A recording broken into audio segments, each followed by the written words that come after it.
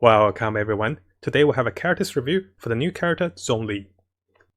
In this video, we'll look at some of the popular builds that is available with Zhongli.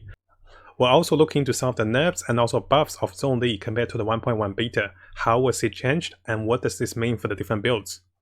We'll also look into some of the tips and tricks with Zhongli with using of his E-spell and also his burst ultimate. Finally, we'll look into the best meta build for Zhongli, which is going to be the DPS build with his petrifying ultimate. Now before we start this video, I want to show you guys this post made by Casteno that Zhongli was so popular he actually made it to the Indonesia official news channel. So here you can hear the news anchor lady talking about Zhongli. This is actually pretty fun. She's like, RPG Genshin Impact Zhongli was the trailer teaser, and in the news channel guys, they actually had the Zhongli spell displayed and talk about how powerful it is on the news with the official channel. I was pretty amazed by that. I was like, oh my gosh, Indonesians are really loving him. Now coming back to our guide, I want to show you guys two replays. Why do I love Zhongli and why do I find him a little difficult? So let's have a look at this first replay. This is basically the spiral floors which people test out the damage, and because you get your ultimate, you can try a lot of different moves. And over here with my basic gear of Zhongli, I was able to hit 66,000 with him on the spiral boost. Now keep in mind, because the spiral boost does give us additional critical damage, in normal terms we'll be looking at about 20,000 or 30,000 critical damage from Zhongli. Now coming over to our second clip, I want to show you guys why Zhongli can be a little difficult to play with as well. Over here I'm playing with the spiral boost and you see my team is not doing well because it's at level 90 abuse. And all of a sudden, when I'm about to cast some spells, guess what Zhongli did? He decided to climb his own Geo statue. Similar to the Geo main character, the Traveler, you can climb your own statue, and this really ruins the phase of the battle, so make sure you don't go onto the statue. Let me show you guys what happens I went for the statue. I got comboed by those cryo mages and all the mages, so my team did not survive after this. So by forcefully climbing this particular statue, my entire fight for this dungeon was over. I was not able to revive Zhongli, I was not able to revive enough of my characters to actually defeat those Spiral Abuse mages. So keep in mind guys, although he's nice, there can be interactions with the Geo statue that can lead to the death of my team. Now coming over to our notes over here, you might be wondering, what do I mean by nerfs and what do I mean by buffs to Zhongli? This is to compare with the previous information we were given back in beta 1.1 Zhongli testing. So previously, and during some of my previous guides, I was talking about that the petrifying have a debuff to the enemy, which reduced the enemy's geo and physical resistance by 20%. This sounds really good, and I was really amazed by it. That's why I thought Zhongli would be a really good support with the petrifying debuff. And on top of that, previously, petrifying immobilized the enemy for 5 seconds. Now that has been removed, so Zhongli no longer provide the debuff. Zhongli now only have 3.1 to 4 seconds of immobilizing effect. He still retained the highest damage with his burst damage scaling, and that is not bad, but the downside is, for those that didn't know, he was much stronger back in beta. Now talking about the nerfs in beta, there is also a small buff to Zhongli as well. The burst damage scaling from the maximum HP used to be 20%, now that is changed to 33%, meaning he can do additional damage with his burst damage. Now to be honest, I much more prefer to have the resistance debuff and also the longer duration over the additional 13% additional HP damage. But honestly, if they're changing him, any of the buffs they did to Zhongli, I'm really happy about it, and that is why it's so important guys, when we talk about things that is not released officially, we need to have a grain of salt. We need to be aware those are not the final product, and this can be a little misleading when we look at leaks, when we look at new informations that is not confirmed. So to summarize the nerfs and buffs to Zhongli, yes, previously the Chinese community and all the beta testers thought he was godlike. He was so popular, he was so strong, and I think they might have overdone him a little bit with so much HP scaling, so much multiple percentage of shield and also the burst damage ultimate, so they decided to remove his buffs and also lower the duration of petrifying. Now I spoke earlier about the tip for Zhongli's E-spell. So let's come over here by the post from Stack0221. So over here what's going to happen is, he's going to show us how to use Zhongli's E-spell properly. And this uses the leverage of the height and falling damage. You can see over here, he is hitting the monster. And we can see that by slamming the monster into the higher ground and falling down, the monster actually takes the fall damage.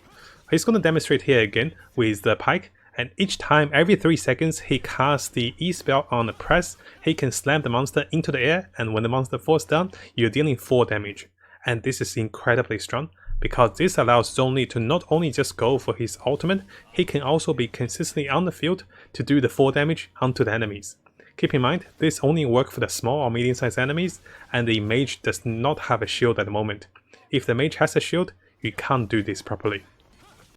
Now, if you haven't subscribed, this is a really good time to do so. Make sure you also turn the bell on for the latest news as I find more of them for us. You can see that we're really dedicated for Genshin Impact. We'll have builds, guides, tips, news, and events updates for everything that's Genshin Impact related. Now, it is very important for us to understand he is the new character and people will try to hype him up. And if we come closer to look at his skills, what we're going to realize is he does not scale that well with physical damage anymore. Because previously, we thought he would reduce the physical resistance, and that's why he can be very powerful scaling with physical damage. But currently, because Zhongli scales with increased geo damage as you ascend him, and also his biggest highlight now for most people is his burst ultimate, which does about 700% additional damage with the multipliers and also the higher base HP multiplied with 33% as bonus damage. So basically, people are building Zhongli into a burst damage support. He is not going to be the best carry character because he doesn't want to stay on the field all the time. He wants to join the field, he wants to cast his meteorite, then he casts his shield, then he waits for his next set of energy, then he casts again. Now keep in mind, I'm not trying to say Zhongli is going to be a weak character. In fact, he is quite strong. Over here you can see I'm using a level 80 weapon, which is purple, with a base attack about 497, and I slammed some of the basic artifacts I can find just to increase some of his base stats. I'll show you his base stats over here. So we're looking at about 24% critical chance and about 141% critical damage. And with those particular artifacts set, you can see over here I was able to test about 66,000 damage just with those items. And that's why I feel that he's still viable, but the downside is we need to be aware. He cannot be a physical damage build anymore, he can be a support, but not the main carry, and that is the biggest point. So right now the best build for Zhongli at the moment is the Petrifying DPS support. This is when you go for the artifact stats for attack percentage, geo damage, and also critical damage or critical rate on the timepiece, goblet, and also the crown. We'll be looking for those particular sub stats, critical rate, critical damage, attack percentage, also HP. Also aim for about 10 to 30% energy gain, and this allows us to have this particular ratio.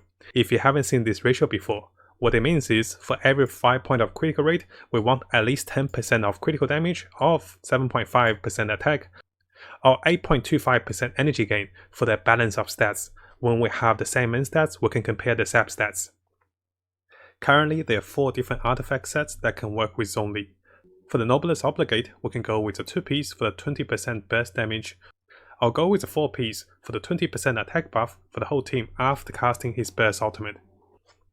As a support character, we can also run Zhongli with 4 sets of the Retreatant Body for the increase of 35% elemental damage to the crystallized element. That can be Cryo, Hydro, Electro, or Pyro. So basically, if you land your geo damage onto the enemy debuffed by those elements, you can increase those elements' damage. You cannot increase the geo damage, keep it in mind. So Zhongli can be a support for attack damage increase or the elemental damage increase.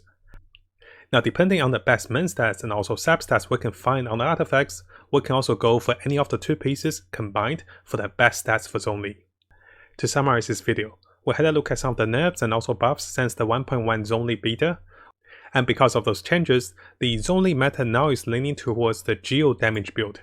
People are going for the Petrifying DPS support, using a lot of critical rate for the highest geo damage with his burst ultimate. We also had a look at some of the main stats, sub stats, and also artifact choices for Zhongli for this particular meta build for the DPS geo damage. Finally, we had a look at some of the tips and tricks with Zhongli's E spell, which allows us to do additional damage with a 4 damage by hitting enemy into the air and falling down. Now if you found this video helpful, make sure you subscribe and also turn the little bell on for the latest news. I'll be looking towards to make more builds, guides, tips, and news and event updates for us as we come further into the game. And as always, I wish you guys the best of luck with Genshin and have the most fun in exploring this wonderful world.